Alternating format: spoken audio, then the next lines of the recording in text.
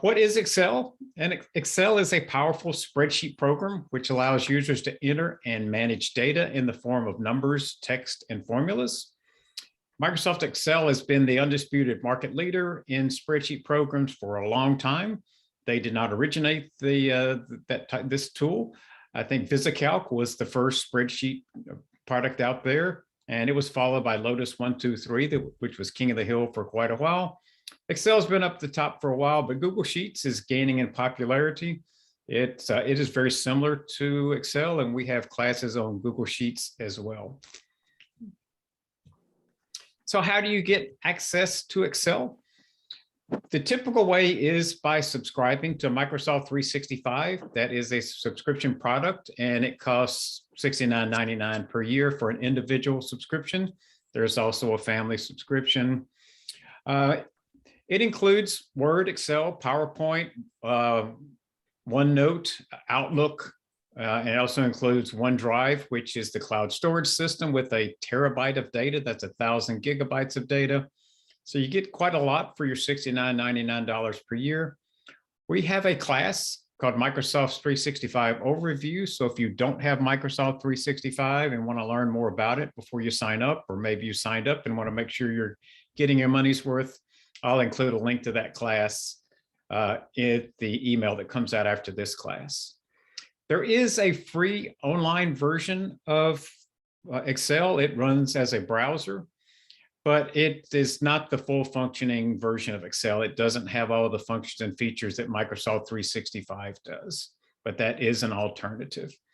And again, I'll have information about that in the email after class as well.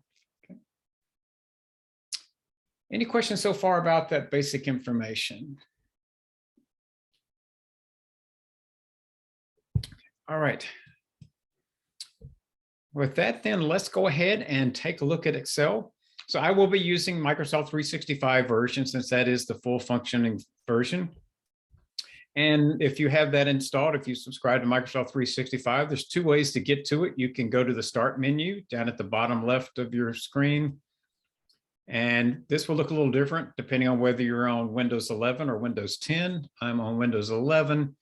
But in either way, you just click on to get to all the apps, and you can just come down to Excel and click on Excel there, and it will open Excel. I'll show you another way to get to it in a few minutes. But when you open Excel, it opens to the home screen, and there's two parts to the home screen. The top part is how you can start a new workbook. And there's two ways to do that. You can start from a blank workbook or use a template.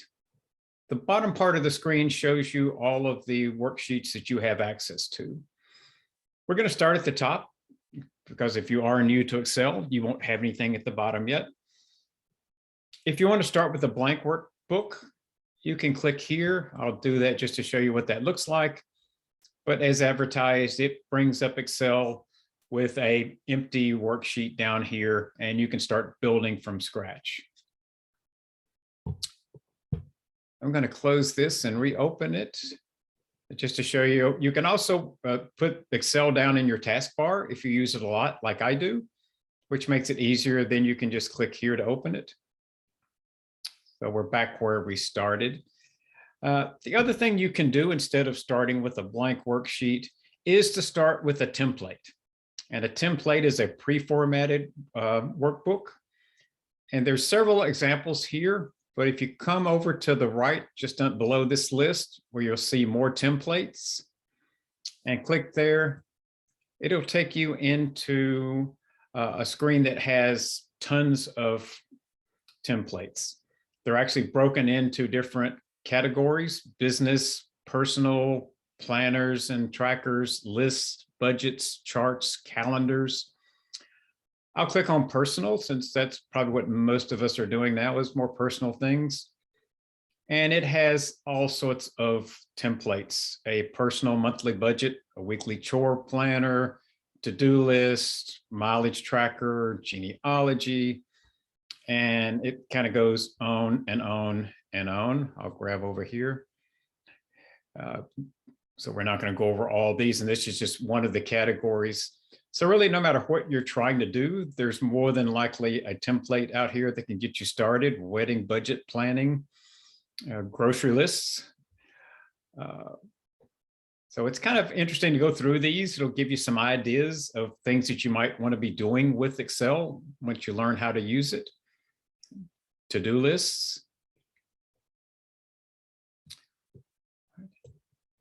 I'm going to go back to the main list here, and I'm going to grab this simple personal budget. And let's take a look at this as an example of how templates work and how to access a template. So when you find one of the ones you're interested in taking a look at, you can just click on it. And it's going to bring up a screen that tells you a little bit about that template to make sure that's the one that you want. If it is, you hit create, and it's going to copy that template into a workbook that you can then start to customize. Workbooks have multiple sheets, and those are these little tabs at the bottom. So this template has a start sheet, which tells you a little bit more about the template, and then that actual template itself. And you can see that this template is a personal budget. It's new year's time to maybe start a new budget. So this is when you can start to track all of your expenses. So it's broken into income and home, and then it breaks it into more detailed categories. So you've got groceries, childcare. If you're going to use a template, you can actually use a template if you don't really understand much about Excel, because it's got all the formulas already built into it. As you can see, there's a column for each month. Go away. And if you scroll over to the right, it has a summary for the year. It even has a little graph here showing you the totals. But all you'd really have to do is just to click and start entering your information. Month by month, your built-in formulas go ahead and sum this up.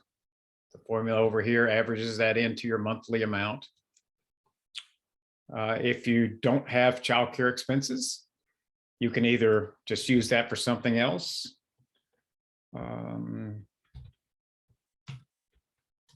Something else. Or you can even just delete that row entirely.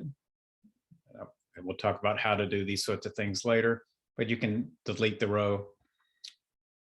Sometimes I'll just bring up a template to get ideas, and then I'll go ahead and maybe do one from scratch, but I steal some of their ideas about how to lay out a template.